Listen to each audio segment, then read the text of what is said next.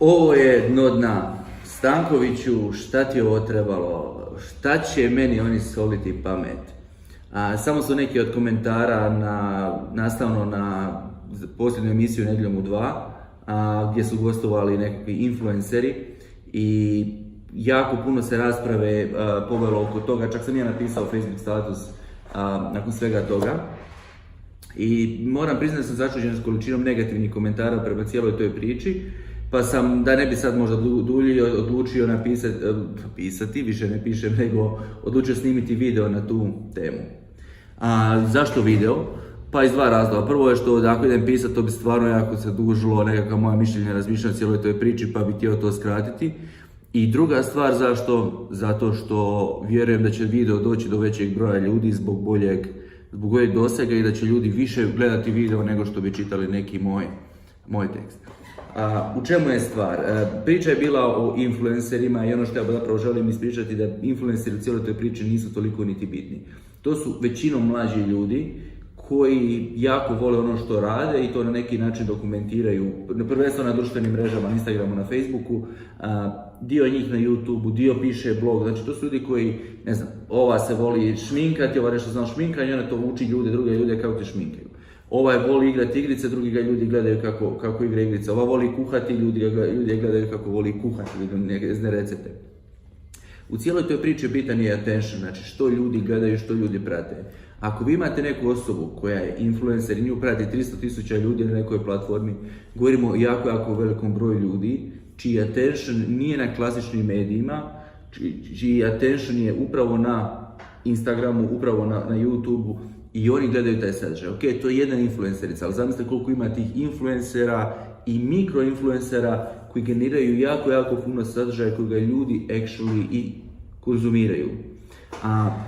Nastala je stvarno velika rasprava oko svega toga, meni nije jasno zašto, jer ti ljudi, ne znam, možda Stanković je rekao da nikome nisu uzeli kruh, uzmeju pomalo kruh od klasičnih medija, jer danas je možda rasprava o nekom marketingu, da li uložiti pola stranice nekog časopisa ili dati na internet, dati influencerima. Naravno da nisu svi influenceri, ajmo reći, isplativi, naravno da su neki preskupi, naravno da se neki ne isplate, naravno da svega tu ima. Međutim, ono što je bitno cijeloj toj priči je zapravo ta generacijska promjena koja se dogodila i koju mnogi ljudi ne shvaćaju. Međutim, kad mi gledamo tu generacijsku promjenu, pa generacijske promjene se stalno događale.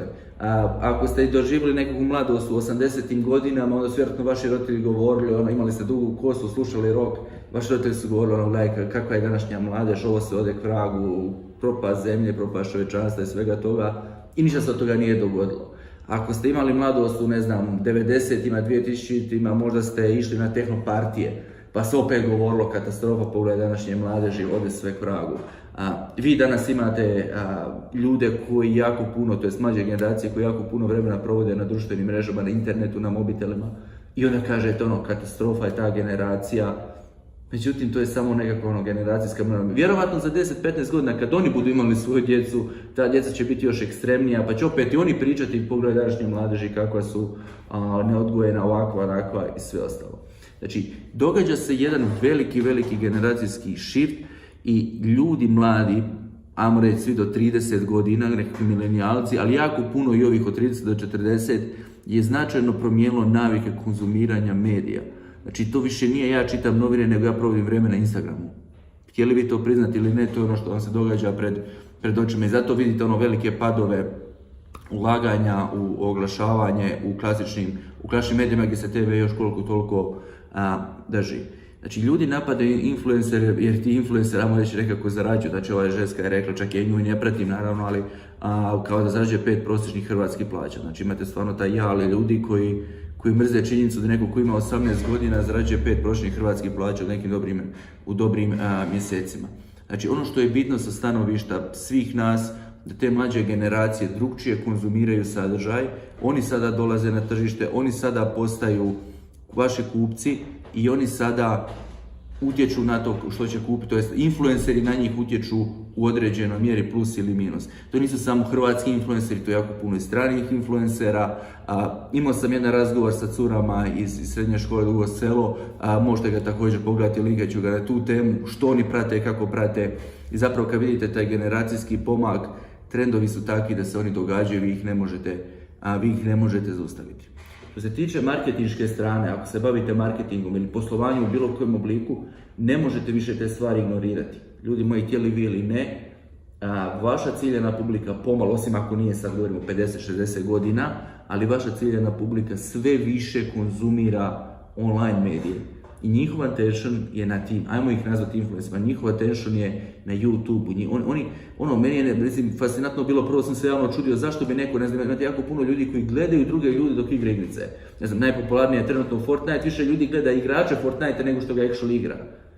Međutim, neko je došao i rekao, pa da li ti gledaš nogomet? Zapravo, da, ja gledam ljude kako naganjaju loptu po terenu, ovi gledaju kako se tamo upucavaju i to je to. Attention mlađih generacija se miče prema online-u, a budžeti također, znači budžeti klijenata se također miču i taj trend će se još više ubrzavati u cijelom tom svijetu prema internetu. Influenceri tu kao takvi dolaze uz nekakvu priču da imaju following, da imaju ljude koji ih prate. I ja iskreno vjerujem da influencer od 10.000 ljudi, od 20.000 ljudi, ali 20.000 ciljanih ljudi vrijedi više nego bilo šta drugo, ali vrijedi više od nekakvog klasičnog medija. Zašto? Zato što ti 20.000 ljudi je ciljano, ako nekoga zanima kuhanje, prati, ne znam, evo domaćica Sanja s kojom mi također radimo na 2 klijenta. Znači to je nekakva ciljana publika. Čak recimo kod nekih influencera njih ne prate samo mladi, nego ih prate ljudi od 40 godina. Ja pratim neki, jer su mi zanimljivi, ne znam, pratim Iličića jer on putuje, ja gledam te stvari, znači i sad svi mogući Nilseni, svi mogući alati za istraživanja vam kažu da nekakav Ilija Brajković, koji predstavlja nekakvu skupinu, nekim danom navečer gleda TV i sad tu treba oglašavati, a u stvari Ilija Brajković cijelo vrijeme na mobitelu. I ako nije na mobitelu, ako gleda TV, one sekunde kada počnu reklame, mobitel u ruke, Instagram da vidimo gdje je Iličić, gdje su svi ostali koga već prati. Nekoga zanima recimo kuhanje, pa će pratiti jako puno food blogera, u Hrvatskoj jako jaka scena food blogera, ali ne samo hrvatske food blogere, oni prate i strane food blogere, zašto ne? Neko na YouTube-u ili na svom blogu piše savjete o receptima i svemu tome. Znači, attention ljudi se mijenja, zašto? Zato što im je to tehnologija omogućila. Jako je puno ljudi koji su to komentirali, koji se apsolutno time ne bavi, uopće to ne razumiju. Ja nemam njima šta zapravo reći, neko je dobro na Indeksu vam si komentirao kao da li je ljutite se zašto neko ima 5 prosječnih hrvatskih plaća koje je pošteno zaradio, a vi ne možete zaraditi niti jednu prosječnu hrvatsku plaću i ja iskreno vjerujem da je to nekakav jal i ljubomora zašto je neko uspio, a zašto ja nisam ili sve ostalo. Mi smo svi najpametniji, mi sve najbolje znamo, a nova ekipa koja dolazi nam uzma lovu ispred nosa, zarađuje kako treba i jako bitna stvar, radi ono što voli. To je jako bitno, znači i ti ljudi, ako već sa 18 godina uspijevaju raditi nekakvu dobru priču, vjerujte, radit će i sa 30, radit će i sa 40, a oni i ljudi koji njih prate će značajno i dalje mijenjati svoje načine ponašanja, svoja pravila ponašanja i sve ostalo. Oni uzmaju budžete klasičnim medijima, oni uzmaju budžete drugima, neće da su opasnost, naravno da nikad neće otići s influencerima i nema smisla uvijek raditi s influencerima i mi nekada ne radimo, nekada radimo, ovisi sve da li ima smisla. Puno tih influencera je fake, imaju nabijene brojke, ali ima stvarno slučajeva gdje se suradnja s njima isplatila, gdje možeš nekako mjeriti koliko je to isplativo ulaganje. Po meni sigurno jako isplativo ako znaš što radiš. Znači, jako je bilo puno komentara, jako puno negativnosti, a zapravo sve što trebamo reći, pustite mlade da žive, da rade, svi ove nekakve malo starije generacije podcjenjuju te ljude, oni su zapravo brutalno pametni, brutalno inteligentni. Urednik Antene Zadar je negdje na mom blogu komentirao da su to nepismeni youtuberi. Kvaka u tome što ti nepismeni youtuberi znaju jako puno jer im internet omogućava, educirani su, znaju ovome, znaju onome i nešto što ih zanima jako brzo nađu. I ako vi gledate da ti nepismeni youtuberi vrijeme provode na YouTube-u, a ne slušajući neki radio, ne čitajući neku novinu, a pogledajte video koji sam snimio sa curama iz srednje škole pa ćete vidjeti o čemu pričam. Znači, trendovi se apsolutno mijenjaju i svi mi koji se bavimo marketingom, komunikacijom, biznisom ukupno, moramo pratiti kud se dolazi naša ciljana publika.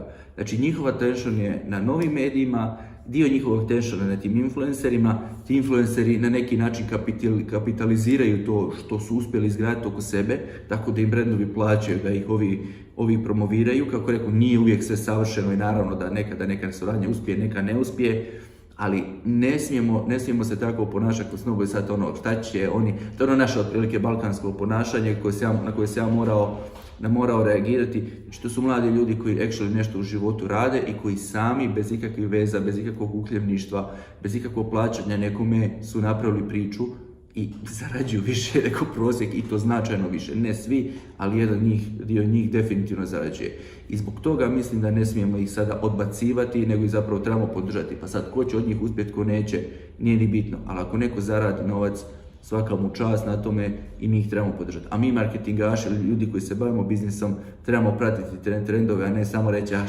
šta oni znaju i držati se klasičnih stvari. To je držanje klasične stvari, držanje statusa quo, tako smo mi uvijek radili, sigurno put u propast. To je to od mene, spavajte mirno.